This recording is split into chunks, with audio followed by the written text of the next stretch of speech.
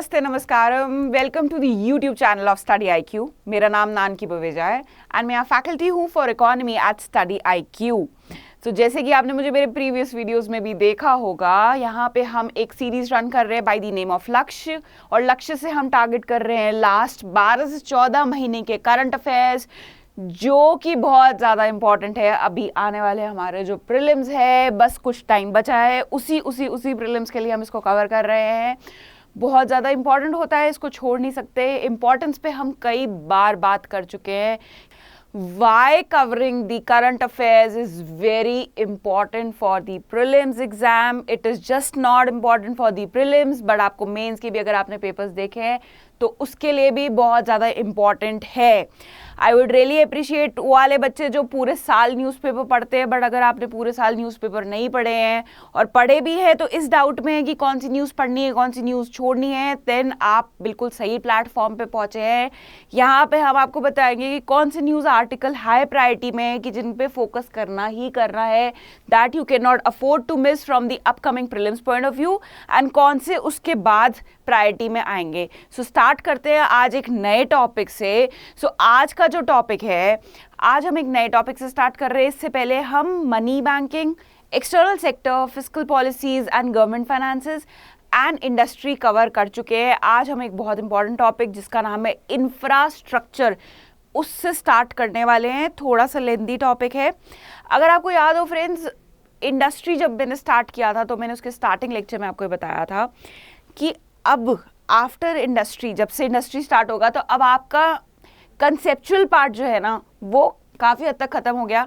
अब आपको अपनी रट्टाफिकेशन वाला जो बटन है आपके दिमाग में, उसको ऑन करना है और सीधा रटते जाना है, क्योंकि इस एरिया से जो क्वेश्चंस आते हैं वो यूजुअली कौन से होते हैं, वो यूजुअली इस तरीके के होते हैं कि कोई स्कीम में से, कोई इंडेक्स में से जो कोई मिनिस्ट्री या गवर्नमेंट पब्लिश करती है, उसमें से कुछ ना कुछ पैरामीटर बना के उसका स्टेटमेंट कन्वर्ट करके क्वेश्चन पूछ लिया जाता है। So starting off with the infrastructure, same applies here, कि ज़्यादा कुछ कॉन्सेप्चुअल नॉलेज यहाँ पे ज़रूरत नहीं है ऐसे क्वेश्चंस को अटेम्प्ट करने के लिए। हमें मोर ऑफ हमारी क्रैमिंग अप पावर, रटाफिकेशन पावर को शार्पन अप करना है टू कवर दिस सेक्शन।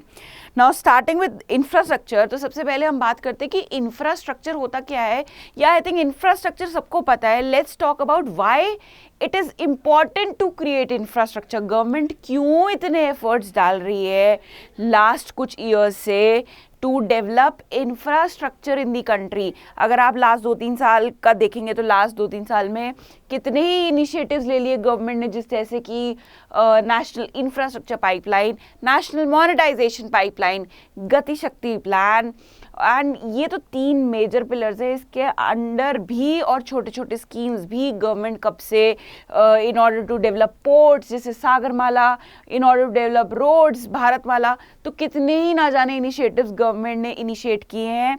तो क्यों ऐसा क्या होता है कि इंफ्रास्ट्रक्चर क्यों डेवलप करना पड़ता है? तो आप कहेंगे मैम कि obviously we need road to communicate, right. एक जगह से दूसरे जगह जाने के लिए हमें इंटरनेट चाहिए, आपकी क्लासेस देखने के लिए तो हमें डिजिटल इंफ्रास्ट्रक्चर भी चाहिए। तो ये सारी बातें तो आप अपने पर्सनल पॉइंट ऑफ व्यू से बोल रहे हैं, बट अगर हम सोसाइटी या इकोनॉमी के पॉइंट ऑफ व्यू से देखें तो क्या इंपॉर्टेंस है इंफ्रास्ट्रक्चर की? तो देखिए, एक छोटा सा एग्जाम्पल देती हूँ। अगर आप कभी दिल्ली आए हों एंड जो दिल्ली में रहते हैं, तो अगर आपने कभी गौर फरमाया हो, तो अगर आप कभी मेट्रो से ट्रैवल किए हो तो मेट्रो स्टेशन आता है, ठीक है, जहाँ मेट्रो रुकती है। तो अगर आप देखेंगे कि जब गवर्नमेंट मेट्रो ले करती है और मेट्रो स्टेशंस डेवलप करती है, तो ना वो सिर्फ मेट्रो स्टेशंस नहीं डेवलप कर रही है, उसके इर्द गिर्द अपने आप इतने लोगों को एम्प्लॉयमेंट अपॉर्चुनिटीज़ भी इनडायरेक्टली जनरेट कर रही है। कैसे? मान लीजिए अब आप मेट्रो से उतरे, ठीक है, तो मेट्रो से उतरते अगर आपको प्यास लग गई, भूख लगी, तो आप देखेंगे कि वहाँ पे छोटे छोटे जो रेडी वाले, स्टॉल वाले होते हैं, समोसे, कचौरी, स्पेशली छोले कुलचे वाले, ये सब खड़े हो जाते हैं। तो इससे क्या हो रहा है? एम्प्लॉयमेंट जनरेट हो रही है। अब वो जो छोले कुलचे वाला है, मान लीजिए कि पहले अनएम्प्लॉयड हो, तो अब उसने वहाँ पे क्या खोल लिया, अपना एक छोटा सा स्टॉल खोल लिया, एक सेटअप खोल लिया, और उससे उसको इनकम जनरेट होने लग गई। तो ये फूड स्टॉल्स हो गए, ठीक है। अगर आपने देखा हो मेट्रो स्टेशन के नीचे सोडा वाले, वो जो बंटा जिसको बोलते हैं, आई डोंट नो आप लोगों को पता है कि नहीं, बंटा क्या होता है? जो सोडा फ्रेश लाइम सोडा होता है, ठीक है, अगर मैं उसको आसान भाषा में पुट अप करूँ तो देन अगर आपने देखा होगा कि उसके इर्द गिर्द रिक्शे वाले अपने आप, ऑटो वाले अपने आप आके खड़े हो जाते हैं, क्योंकि लोगों को मेट्रो स्टेशन से उतर के नियर बाय मार्केट या नियर बाय ऑफिस में जाना होता है। तो इंफ्रास्ट्रक्चर क्रिएट करना, जब गवर्नमेंट कोई डैम, कोई रेलवे ब्रिज, कोई मेट्रो का लाइन अगर ले आउट करती है, तो इससे सिर्फ उतना ही रिस्ट्रिक्ट नहीं होता कि ये मेट्रो लाइन ले करने के लिए या मेट्रो डालने के लिए जो लेबर एम्प्लॉय होगी तो एम्प्लॉयमेंट जनरेट होगा, वो तो होगा ही होगा जब लेबर चाहिए होगी मेट्रो के ब्रिजेस बनाने के लिए। बट आप देखिए कि इनडायरेक्टली भी कितने लोगों को इससे फ़ायदा हो रहा है, कितने लोगों को एम्प्लॉयमेंट जनरेशन हो रहा है। एम्प्लॉयमेंट जनरेशन हो रहा है मतलब उनके हाथ में पैसा आ रहा है, पैसा आ रहा है तो वो कहाँ लेके जा रहे हैं, उसमें से कुछ सेव कर रहे हैं, उसमें से कुछ स्पेंड कर रहे हैं तो मतलब demand for goods and services increase होगी मार्केट में, और जब demand of goods and service increase होगी तो उसकी मैन्युफैक्चरिंग भी इंक्रीज होगी, और जब मैन्युफैक्चरिंग इंक्रीज होगी तो उससे क्या होगा, जीडीपी, मतलब जीडीपी क्या होता है, final value of goods and service produced in the country will increase. और वो कैसे इंक्रीज हो रही थी, क्योंकि डिमांड बढ़ रही थी, इतने लोगों के हाथ में अब पैसे आ रहे हैं। पहले ये लोग बेरोजगार थे या था तो बहुत नॉमिनल या मिनिमल इनकम पे जी रहे थे, बट अब वहाँ पे मेट्रो स्टेशन के नीचे उनको बहुत सारी इंप्लॉयमेंट अपॉर्चुनिटीज मिली, पैसे का फ्लो बढ़ गया हाथ में जो वो स्पेंड करने लग गए। पहले अगर वो एक टाइम रोटी खाते थे तो वो 2 टाइम रोटी खाने लग गए, तो किस चीज़ की डिमांड बढ़ गई, व्हीट की, साथ में कोई सब्जी जो भी वो खा रहे हैं, दाल की जो पल्सेस होती हैं, वेजिटेबल्स होती हैं, इन सब की डिमांड बढ़ रही है और डिमांड बढ़ रही है। तो अगर आप देखें इसका एंड इफेक्ट क्या है, GDP of the country is increasing. Now that you realise कि कितना इंपॉर्टेंट है इंफ्रास्ट्रक्चर क्रिएशन हमारी कंट्री में, है ना। तो बस उसी को ध्यान रखते हुए ये एक मैंने आपके दिमाग में स्टोरी क्रिएट करी है। अब आइए देखते हैं कि गवर्नमेंट क्या एफर्ट्स ले रही है इंफ्रास्ट्रक्चर डेवलपमेंट के लिए। So the first major step the government has taken is national monetisation pipeline. चलो नेशनल मोनेटाइजेशन पाइपलाइन पे तो हम बाद में जाएंगे, इसके पीछे की थोड़ी सी स्टोरी आपको समझाती हूँ फिर से। आप कहोगे मैम कितनी स्टोरी सुनाते हो, क्या करते हो, बट ज़रूरी है, इससे क्या होता है कि आपको चीज़ें आसानी से याद हो जाएंगी, अदरवाइज किस एक्सटेंट तक आप रट्टा मारोगे। तो in order to make your life easy at the end time, मैं आपको एक छोटी सी और स्टोरी पीछे चलते हैं हम थोड़ा सा फ्लैशबैक में। तो हुआ क्या था 2019-20 में एक प्लान आया था नेशनल इंफ्रास्ट्रक्चर पाइपलाइन के नाम से। तो अगर आपको नाम से समझ आ रही हो कि नेशनल इंफ्रास्ट्रक्चर पाइपलाइन, चलो पहले थोड़ी सी स्टोरी उल्टे से स्टार्ट कर रहे हैं तो आगे की स्लाइड्स पे चलते हैं। तो नाम से पता चल रहा होगा कि किस चीज़ की पाइपलाइन खींचना चाह रही है गवर्नमेंट, इंफ्रास्ट्रक्चर की, मतलब इंफ्रास्ट्रक्चर की झड़ी लगने वाली है इस पाइपलाइन के अंडर। इंफ्रास्ट्रक्चर जैसे rail, roadways, digital, social, right, ये एनर्जी इंफ्रास्ट्रक्चर। तो इस प्लान के अंतर्गत, इस पाइपलाइन के अंतर्गत गवर्नमेंट का ये प्लान था कि हम कंट्री में इंफ्रास्ट्रक्चर डेवलप करेंगे सीरीज से, मतलब बहुत एक्सटेंसिवली कैपिटल एक्सपेंडिचर किया जाएगा गवर्नमेंट द्वारा in order to create infrastructure. ठीक है, तो अब चलते हैं फिर से पीछे, इसकी डिटेल्स पढ़ेंगे, लेकिन अब आपको बता दिया क्योंकि गवर्नमेंट ने सोचा था 2019-20 में कि हमें एक्सटेंसिवली इंफ्रास्ट्रक्चर क्रिएट करने की ज़रूरत है हमारे देश में। ठीक है, अब ये तो गवर्नमेंट ने प्लान कर लिया। अब जब इंफ्रास्ट्रक्चर बनाना होता है तो पैसा बहुत ज़्यादा चाहिए होता है, क्योंकि हमने अपना घर तो बनाना नहीं है, लार्ज स्केल पूरे देश को डेवलप करना है, पूरे देश में इंफ्रास्ट्रक्चर की पाइपलाइन को लेके जाना है। ठीक है, तो पैसा भी उतने ही लेवल का, लाखों करोड़ों रुपए में पैसे चाहिए।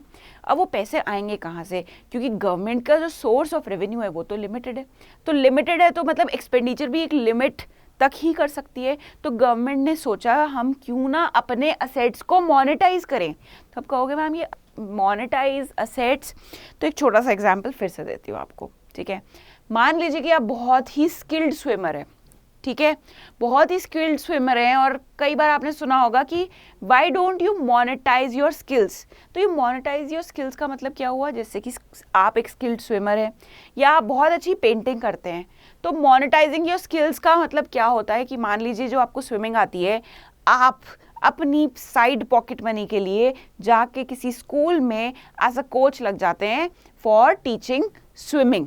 ठीक है ना, स्विमिंग सिखाने के लिए आप कहीं पे कोच लग गए, तो what are you doing, you are monetising your skill. आपके पास ऑलरेडी स्किल था, आपने सीखा नहीं है, आपको आता है स्विमिंग बहुत अच्छे से, आपको बहुत अच्छा लगता है swimming. Now what you are doing is you are earning money on your skill, so what you are doing actually is you are monetising your skills. ठीक है, अब गवर्नमेंट के पास क्या स्किल है या गवर्नमेंट के पास ऐसा क्या है जिससे वो पैसा रीप कर सकती है, वो पैसा अर्न कर सकती है। गवर्नमेंट के पास है असेट्स, गवर्नमेंट के पास है असेट्स। किस तरीके के असेट्स? गवर्नमेंट के पास पोर्ट्स पड़े हैं जो कि यूज़ नहीं हो रहे हैं, या अगर पोर्ट क्रिएट कर दिया है तो half of the port use हो रहा है, half of the port still अभी वेकेंट है, अनयूटिलाइज्ड है। मान लीजिए गवर्नमेंट के पास बहुत सारी लैंड है, ठीक है। एक और एग्जाम्पल देते हैं कि जैसे मान लीजिए आपने रेलवे स्टेशन देखे होंगे, तो रेलवे स्टेशन की जो विसिनिटी होती है वो कितनी बड़ी होती है, उसके पास कितना ज़्यादा लैंड होता है रेलवे स्टेशन के। आपने सिर्फ उतना देखा होगा रेलवे स्टेशन का द्वार, पटरियाँ बिछी हुई हैं, प्लेटफॉर्म्स है, कैंटीन्स है।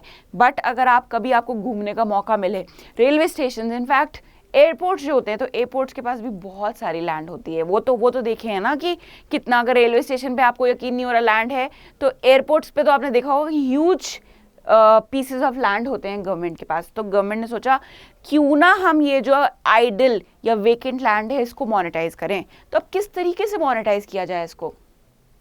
लैंड खाली पड़ा है रेलवे स्टेशन के पास या एयरपोर्ट के पास, किसी होटल चेन को लीज पे दे देते हैं, ठीक है, किसी गेस्ट हाउस वालों को लीज पे दे देते हैं कि वो वहाँ पे गेस्ट हाउस खोल लें, और जो भी एक तो फैसिलिटीज़ भी मिल जाएगी पैसेंजर्स को, और वहाँ पे हमको भी जो लैंड हम लीज पे देंगे, रेंट पे देंगे, उससे इनकम स्टार्ट हो जाएगी एंड एम्प्लॉयमेंट जनरेशन भी होगा।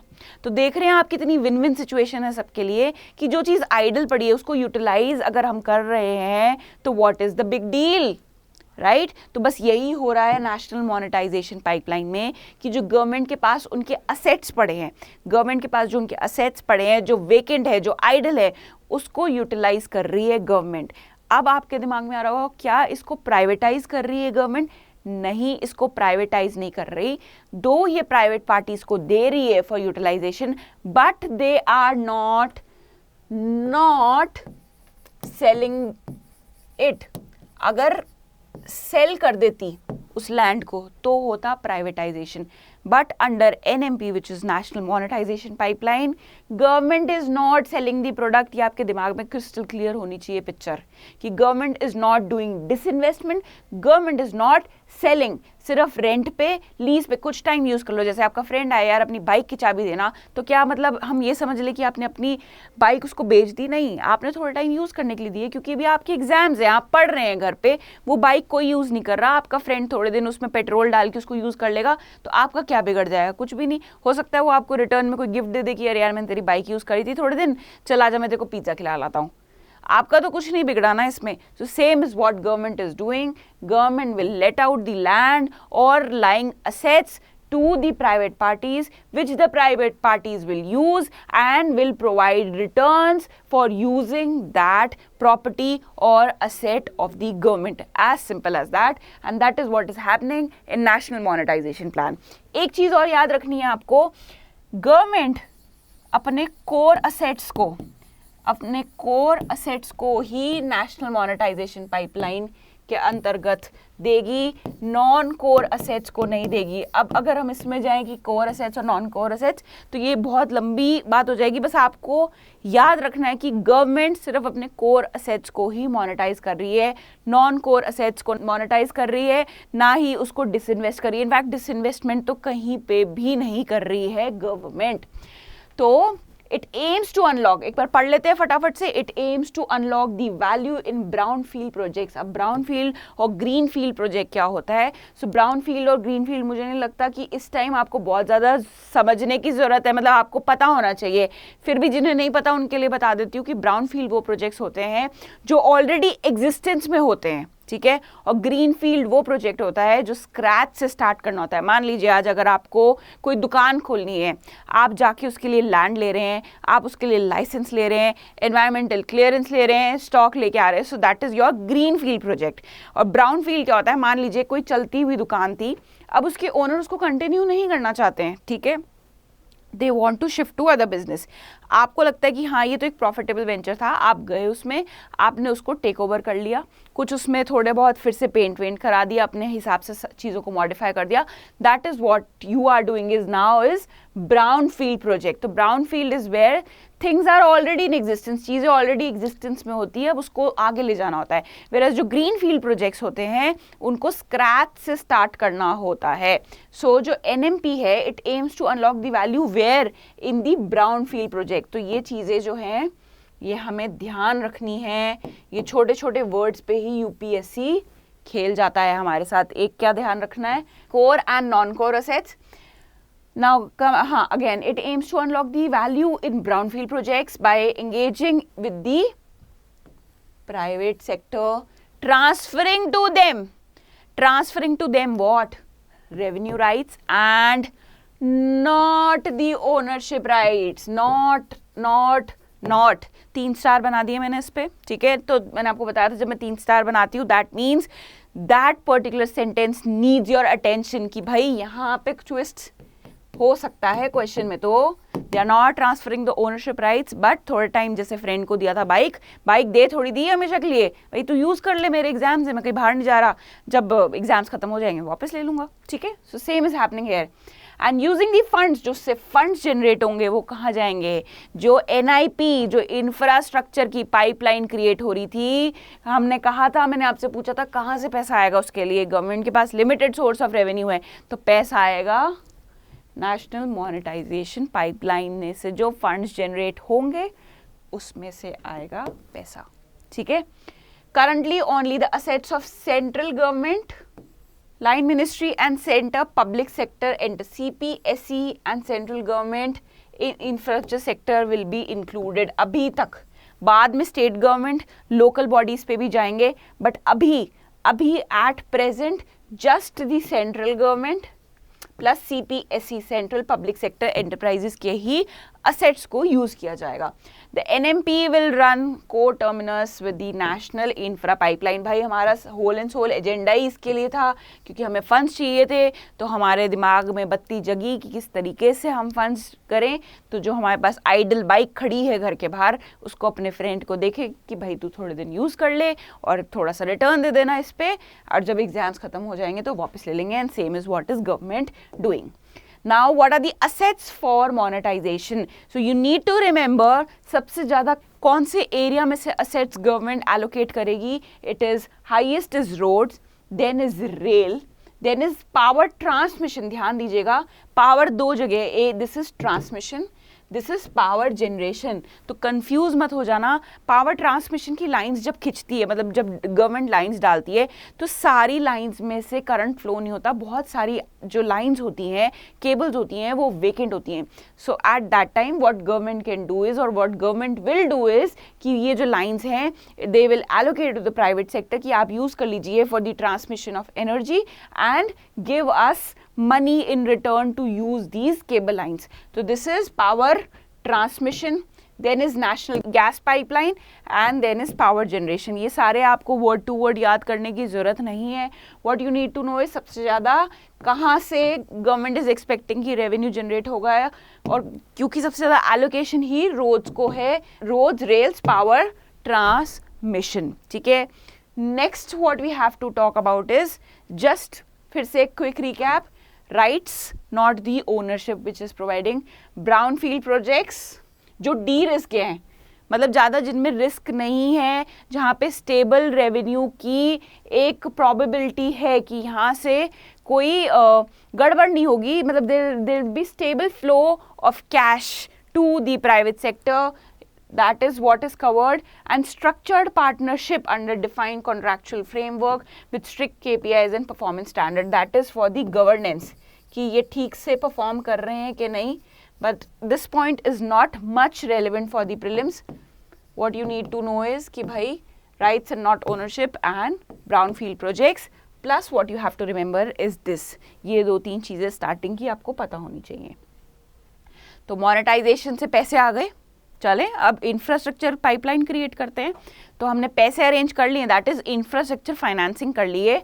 Now we will create the infrastructure in the country. Now NIP is a list of projects and programmes that will spend ₹102 lakh crore. मतलब ऐसा नहीं है एक साल में ही, but over the next 5 years government is planning to spend somewhere around 100 lakh crore for the creation of infrastructure in the country. और क्यों इंफ्रास्ट्रक्चर क्रिएट करना होता है, that I have already told you, क्योंकि इंफ्रास्ट्रक्चर क्रिएट करने से ये नहीं है कि लेबर एम्प्लॉय होएगी, बट मैंने आपको उसके इनडायरेक्ट बेनिफिट्स भी बता दिए हैं जो अक्रू होंगे। सबसे ज़्यादा कहाँ पे स्पेंड करेगी गवर्नमेंट, कौन से एरिया में, it is energy, for the creation of energy infrastructure. सबसे ज़्यादा the major chunk will go to this, then is roads and then is urban infrastructure. तो ये चीज़ प्लीज़ याद रखिएगा, energy first, roads is second and urban is third. फिर से repeat कर रही हूँ ताकि आपके दिमाग में इनग्रेन हो जाए, energy is first, road is second, urban is third. तो इस तरीके से एलोकेशन होगा NIP के अंडर। अब इसमें क्या सारा पैसा सेंटर, वही मोनेटाइजेशन करके पैसे तो आ रहे हैं गवर्नमेंट के पास, फिर भी क्या मतलब सारा पैसा सेंट्रल गवर्नमेंट लगा देगी या कुछ प्राइवेट सेक्टर से भी लेगी या स्टेट गवर्नमेंट्स भी आएगी। तो you have to see the ratio as well, that the stake of the central government will be 39%, respective states जहाँ पे इंफ्रास्ट्रक्चर क्रिएट हो रहा है विल बी 40, तो 40 + 39 कितना हो गया 79, and rest is what is left is 21%, that will come from the private sector. ठीक है, स्टेट, सेंटर एंड प्राइवेट का सबसे कम, सबसे ज़्यादा स्टेट्स का, और उससे कम 1% कम इज सेंटर का। तो ये रेशियो, ये परसेंटेज या ये असेंडिंग डिसेंडिंग ऑर्डर भी आपको याद होना चाहिए। तो ये हुई इंफ्रास्ट्रक्चर पाइपलाइन। ये देख लीजिए, energy, roads, urban and railways. Share of investment model किस तरीके से, PPP model, public private partnership, obviously because private parties और private players are also pitching in. तो कौन सा मॉडल क्रिएट करेगी गवर्नमेंट, दैट इज PPP। उसके अंडर भी बहुत सारे मॉडल्स होते हैं, it will depend on project to project कि कौन सा PPP मॉडल यूज होगा under national infrastructure pipeline. Next, what we have in line is the National Bank for Financing Infrastructure and Development. So, government in the last year has called for and passed the bill for development of a bank. एक bank बनेगा national level पे, वो bank किस लिए होगा, for providing finance. Providing finance for what? For infrastructure and development. तो ये जो बैंक क्रिएट हो रहा है, फाइनेंस प्रोवाइड करेगा, फाइनेंस मतलब funds to finance what, infrastructure in the country and development in the country. So NBFID was established as the principal development financial institution. फिर से पढ़ूंगी, NBFID was established as what? Development financial institution. तो development financial institution क्या होते हैं ये आपको पता होना चाहिए। तो अब ये इस पे स्टार मार्क बना लिया। तो चलो अभी बात करते हैं कि ये DFIs होते क्या है, DFI और बैंक में क्या फ़र्क होता है। फ़र्क ये होता है कि फ्रेंड्स, अगर अभी आप देख रहे होंगे कुछ टाइम से क्या हो रहा था कि बैंक्स जो होते हैं, ठीक है ना, बैंक्स जितनी भी इंफ्रास्ट्रक्चर कंपनीज हैं, इनके जो प्रोजेक्ट के पीरियड होते हैं वो बहुत लंबे होते हैं, 20 years, 25 years, 15 years। ठीक है, आप देख रहे होंगे कि मेट्रो का काम आज तक दिल्ली में चल रहा है। ठीक है, आज तक भी पूरी मेट्रो की जो लाइंस हैं वो पूरी तरीके से लेआउट नहीं हुई है। सो दैट मीन्स जो मेट्रो के लिए पैसे यूज़ हो रहे हैं, they have been stuck for so long. ठीक है, जब मेट्रो बनाने के लिए गवर्नमेंट ने या कंपनी ने लोन लिया होगा, राइट, तो ऐसे तो है नहीं है कि 2 साल में वापस कर दिया होगा। क्यों? क्योंकि अभी तक मेट्रो के लाइंस ले करे जा रहे हैं। They need funds to create such huge level of infrastructure. So जो बैंक्स लोन प्रोवाइड करते हैं, और अगर आपको पता हो बैंक्स क्या होता है, बैंक्स के पास सोर्स ऑफ रेवेन्यू क्या होता है, इंटरेस्ट इनकम, जो वो लोन पे देती है। जब लोन एक्सटेंड होता है उस पर इंटरेस्ट आता है, और यही एक मेजर सोर्स ऑफ इनकम होता है। One of the, I am not saying the only major source, but one of the source of which is very major for the government is interest income. But अगर आप देखें कि अगर एक कोई loan दिया और वो इतने साल तक ब्लॉक हो जाए किसी कंपनी में, किसी प्रोजेक्ट में, तो जो बैंक है वो किस तरीके से अपने पैसे को रोटेट करेगी, ठीक है ना। और यही प्रॉब्लम हो रही थी लास्ट कुछ सालों से हमारे कमर्शियल बैंक्स के साथ, कि उनके जो पैसे हैं वो लॉन्ग टर्म प्रोजेक्ट्स में इस तरीके से फंस जाते थे that they were not able to rotate their capital and earn interest income on that. And that is why कि एक अर्ज लगी कंट्री में कि we should develop such an institution who could provide finance for long term purpose and that will be just for infrastructure, क्योंकि infrastructure projects जो होते हैं उनका जो टेन्योर होता है वो लॉन्ग टर्म होता है। तो ऐसे इंस्टीट्यूट्स या ऐसे इंस्टीट्यूशंस अगर हम क्रिएट कर देंगे तो मनी जो कमर्शियल बैंक्स का है वो ब्लॉक नहीं होगा, एंड ये जो इंफ्रास्ट्रक्चर प्रोजेक्ट्स है इनको भी मनी लॉन्ग टर्म पर्पस के लिए इजीली अवेलेबल हो जाएगा। And that is where DFI, which is development financial institution, was created and which is NBFID. So एक बार इसकी definition देख लेते हैं DFIs की. So they provide long term finance for segments where the risk involved are beyond, मतलब जो risk भी जो ये infrastructure projects में होते हैं they are beyond the acceptable limits of commercial banks. In fact जो lock in period भी होता है that is beyond the limit, and that is where हमें urge feel हुई कि ये बनाना चाहिए, and that is where government ने ये create किया. DFIs unlike bank do not accept deposit. फिर से इसको स्टार मार्क कर देते हैं. ये चीज़ें याद होनी चाहिए आपको. कहीं ना कहीं यहीं से ही तो क्वेश्चन आता है, तो आप कहोगे DFI पढ़ा था लेकिन ये चीज़ गौर फरमाना भूल गए. तो आपको चिंता करने की ज़रूरत नहीं है. हम यहाँ बैठे हैं आपको बताने के लिए कि किस तरीके से कहाँ पे आपको ज़्यादा फोकस करना है. तो ये they function like a bank but they do not accept deposits like bank. They do extend loans like a bank but do not accept deposits. तो अगर आप डिपॉजिट्स नहीं एक्सेप्ट कर रहे तो जो इनकी फंडिंग है, आप कहोगे मैम फिर फंडिंग कहाँ से आ रही है, क्योंकि बैंक्स में तो ऐसा होता है कि डिपॉजिटर्स डिपॉजिट करते हैं पैसे, जो बैंक्स होती है उसमें से अपने रेशियोज जो मैंडेटरी होते हैं उनको रख के rest for the money they create loans in the market. तो जो ये DFIs हैं, एक तरफ आप बोल रहे हो they will not accept deposits, then इनके पास क्या कहाँ से फंड्स आएंगे, राइट? तो आपकी PPT में भी प्रोवाइडेड है that the sources of fund would be, जो ये DFI हैं they take loans or borrow from central government, they borrow from RBI, they borrow from multilateral financial institutions. So there are multiple sources or multiple avenues जहाँ से DFIs could borrow money, and that is all provided in your sheet which you can download from the comment section. So but you have to know that they do not accept deposits. उनको अपने funds का जुगाड़ जिसको कहते हैं खुद ही करना पड़ेगा. Now किस तरीके से ये establish किए जाते हैं? They are established or set up as corporate body, not any statutory body or constitutional body, of course. They are set up as corporate body. It has both financial and developmental objectives. सिर्फ finance provide करना नहीं, but to take care of the development in the country is also one of their objectives.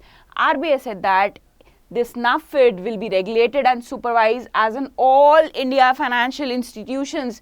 तो all India financial institutions क्या होते हैं? फटाफट से comment box में प्रोवाइड कीजिए that what are AIFI and what are the existing AIFI in countries. All India financial institutions क्या होते हैं और कितने हैं हमारे देश में अभी, ये आपको प्रोवाइड करना है. एंड जो AIFI होते हैं वो किसके द्वारा रेगुलेटेड होते हैं? They are regulated by RBI. तो मतलब जो हमारा NAFID है, जो हमारा DFI है जो हमने अभी बनाया है, that will also be regulated by RBI. तो इसी पे क्वेश्चन आते हैं इसी तरीके से दैट लेट्स सपोज जब पेमेंट बैंक्स क्रिएट हुए थे तो they will come under the regulatory ambit of हुम. यहीं पे क्वेश्चन, यहीं पे कंफ्यूजन. तो हमें कंफ्यूजन नहीं होनी चाहिए because it is an AIFIA and AIFI is regulated and comes under the supervision of whom? It is RBI. Now ये यहाँ पे दो आंसर दे रखा है. I do not want you to see the answer. Now let's move on to the next topic for the day. Next topic is, this is harmonized master list of infrastructure. अब आप ये जो list है friends, पहले तो इसकी थोड़ी सी story समझते हैं। तो आप कहेंगे कि मैम इंफ्रास्ट्रक्चर जो है, अभी तक आपने बता दिया कि इम्पोर्टेंस क्यों, क्या, कैसे, क्यों इम्पोर्टेंट होता है, उसके लिए फंड्स कहाँ से अरेंज होंगे, ये भी आपने बता दिया। ये तो आपने बताया नहीं कि इंफ्रास्ट्रक्चर का स्टेटस कैसे कैसे डिसाइड करते हैं कि ये जो स्कूल खुल रहा है ये इंफ्रास्ट्रक्चर है, या कोई एक ऑफिस बिल्डिंग खुल रही है उसको भी हम इंफ्रास्ट्रक्चर बोलेंगे, जो मेट्रो लाइन बन रही है वो इंफ्रास्ट्रक्चर है, या रेल लाइन इंफ्रास्ट्रक्चर है, ये कौन डिसाइड करेगा कि क्या इंफ्रास्ट्रक्चर है? क्योंकि एक बात आपको समझनी पड़ेगी दोस्तों, जैसे ही किसी भी प्रोजेक्ट को इंफ्रास्ट्रक्चर का स्टेटस मिलता है, then they are eligible to get concessional funds from the government. So everyone will have a fight कि भाई what I am creating comes under the infrastructure। Dam create हो रहा है वो इंफ्रास्ट्रक्चर है, या स्कूल क्रिएट हो रहा है वो इंफ्रास्ट्रक्चर है, right?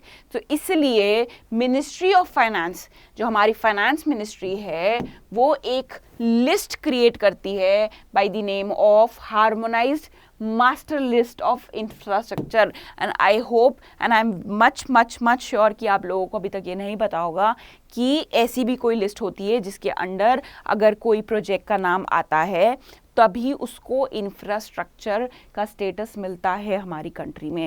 And that list is published by ministry of finance. And the news is, why do we have to focus on this particular news and why do we need to study the list of master list, sorry, it is because recently जो exhibition and convention centres होते हैं, for example Pragati Maidan, Delhi में है प्रगति मैदान जहाँ पे world book fair लगता है। World book fair का आपने अगर नाम सुना हो, ये एक इवेंट होता है जहाँ पे देश और दुनिया भर से सेलर्स आते हैं बुक्स के, बहुत ही बेहतरीन किताबें मिलती हैं, हिंदी और इंग्लिश में ही नहीं बल्कि रीजनल लैंग्वेजेस में भी बुक्स मिलती है, एंड बाहर की लैंग्वेजेस में भी बुक्स मिलती है, क्योंकि वहाँ के भी सेलर्स यहाँ पे आते हैं, स्टॉल्स लगाते हैं, और वो कहाँ होता है? प्रगति मैदान में, which is apparently India's largest exhibition and convention center. So whatever money would be needed to create the infrastructure of Pragati Maidan, या उसको extend या expand करने के लिए, उसके renovation के लिए, that will be considered as infrastructure creation. And अगर इंफ्रास्ट्रक्चर क्रिएशन के अंडर या इंफ्रास्ट्रक्चर का स्टेटस मिल गया है, then they will be eligible for concessional funds. Now what are the other areas जिसको इंफ्रास्ट्रक्चर का स्टेटस दिया जाता है? It is transport, it is energy, it is water, it is communication. चिंता और सोचने की ज़रूरत नहीं है, अभी सिर्फ क्लास पे ध्यान दीजिए क्योंकि ये सब आपकी PDF में आपके लिए मेंशन किया गया है. And now what is more attached is exhibition and convention centres which will come under the social infrastructure.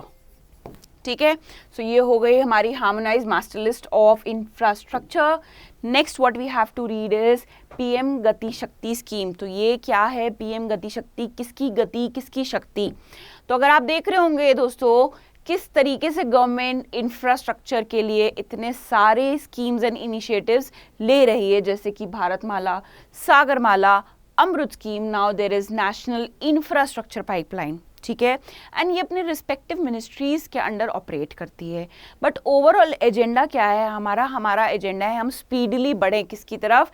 to develop the infrastructure in the country. And for that what is needed? For that coordination is needed amongst the various ministries. क्योंकि मान लीजिए कि Sagarmala is under the Ministry of Ports, Bharatmala comes under the Ministry of Road, and जैसे National Infrastructure Pipeline है, so they all come under respective different ministries.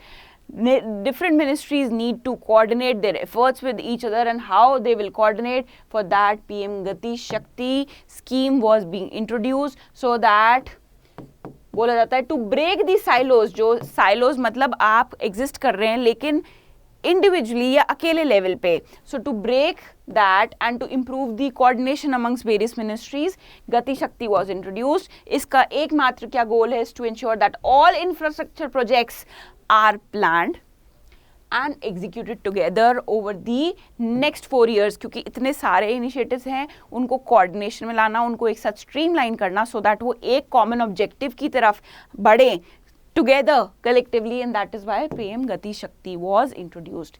It would take over 10 lakh crores NIP which started in 2019, और इसी के लिए last year क्या introduce किया गया, गति शक्ति digital portal, where you can find the investors, the participants to these schemes can find the relevant information, they can file the relevant documents, they can download the relevant documents, all of that in order to bring in ease to execute the entire schemes and initiatives taken by the government for development of infrastructure. That is why PM Gati Shakti was there. तो देखिए किस तरीके के initiative जैसे भारतमाला, सागरमाला, उड़ान, economic zones, railway, all of that will be covered in the next phase. याद रखिएगा, ये हो गई स्टार वाली बात. अगर आपसे पूछ ले कि क्या गति शक्ति is also talking about social infrastructure, it will talk about. abhi social infrastructure is not included, that will be integrated in the next phase. So क्या हम कहें कि अभी included नहीं है, तो जी हाँ अभी included नहीं है. social infrastructure next phase of गति शक्ति में include किया जाएगा. next is logistic ease across different states. ये एक इंडेक्स है which is being published by Ministry of Commerce and Industry. This is the third edition of this report where Gujarat has topped the index. क्या बताता है ये index? It tells you that various initiatives taken by the government to improve the logistics sector, उसके क्या effects आए हैं, whether they were able to ease out how the logistics flow between the different states, that has been fruitful or not. तो ये बताता है हमारा logistic ease across different state. Gujarat first आया है, बॉटम में पोजीशन ली है हमारे झारखंड ने. So the Leeds report looks at how well states and territories, तो क्या ध्यान देना है, it just not covers states but it also covers territories, also perform in logistics ecosystem. It acts as a litmus test for the state governments to check whether the schemes they have undertaken are bearing results or not. Next is, according to the ranking, infrastructure like road, railway, warehousing and logistics ease are considered. This include cargo security, speed of service at ports, that is what is called turnaround time. कि अगर कोई हमारे यहाँ पे shipment आया है तो कितना टाइम लगता है उसको, उसकी पूरी डॉक्यूमेंटेशन करने का, उसको पूरा उतारना शिप से एंड देन फिर से उसको ट्रांजिट कर देना. The report is divided into infrastructure, services, operating and regulatory environment. On these parameters this report is being made. कौन टॉप पे है, कौन बॉटम में है, ये पता होना चाहिए. और आपको क्या पता होना चाहिए कि states plus territories both are included. Moving on to the last news for the day, which is National Urban Digital Mission. आपको लग रहा होगा मैम इतनी सारी न्यूज़ एक दिन में, but you have to be little patient students, क्योंकि ये सारे इंपॉर्टेंट टॉपिक्स हैं. अभी भी इसके बाद भी इंफ्रास्ट्रक्चर ख़त्म नहीं होगा. एक क्लास और, एक लेक्चर और लगेगा जिसमें हम we will continue with the topic of infrastructure.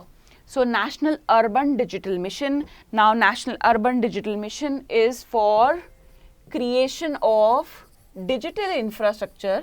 It is for the creation of digital infrastructure which will be shared. Which will be shared infrastructure. Shared infra होगा. That will lead to what? That will lead to urban transformation. तो ये story है NUDB की कि create होगा कौन सा infrastructure, digital infrastructure shared basis पे यूज होने के लिए, and that will be utilised to transform what, to transform the urban area. So obviously Ministry of Housing and Urban Affairs will be an integral part of it.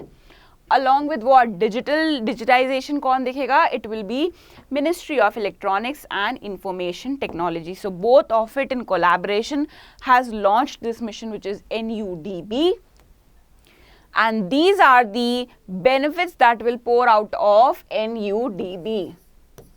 You do not need to know the benefits, but you definitely need to know as to what NUDB is.